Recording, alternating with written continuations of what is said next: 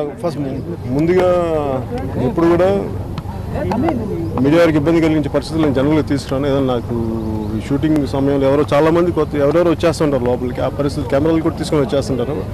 అలా పొరపాటు పడి వచ్చిన ఒకవేళ తప్పు వాళ్ళదైతే నేను వాళ్ళ తరపున అంత తరపున క్షమాపణ చెప్తున్నాను. అండ్ వాళ్ళు ఇక్కడితో వదలను, నేను ప్రత్యేకించి నేను దాని మీద మాట్లాడతాను, మీతో కూడా మాట్లాడతాను. మీకు ఎవరైతే తప్పు తెలియదో మీకు కూడా నా క్షమాపణ తెలియజేస్తాను వాళ్ళందరి తరఫున. బట్ ప్లస్ వాళ్ళని కూడా నేను వాళ్ళని ఎలా రైట్ పనిష్మెంట్ ఇవ్వాలని ఇస్తాను ప్లీజ్.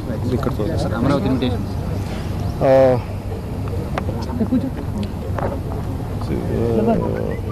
రాజధాని లేకుండా రాష్ట్రాన్ని విడగొట్టేయటం, అలాగే ఇప్పుడు రాజధాని కోసం ఇంత భారీ ఎత్తున ఏర్పాట్లు.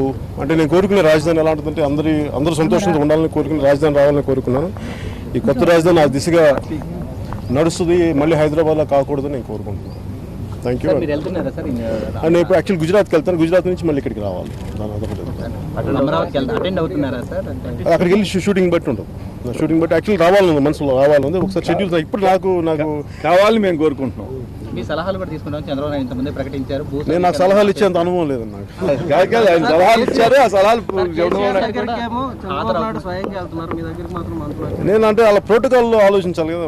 ఒక ముఖ్యమంత్రి ఇంకో ముఖ్యమంత్రి ఇవ్వడం రైట్, కానీ చంద్రబాబు నాయుడు గారు నా దగ్గరికి రావడం ప్రోటోకాల్ ప్రకారం పద్ధతి కాదు.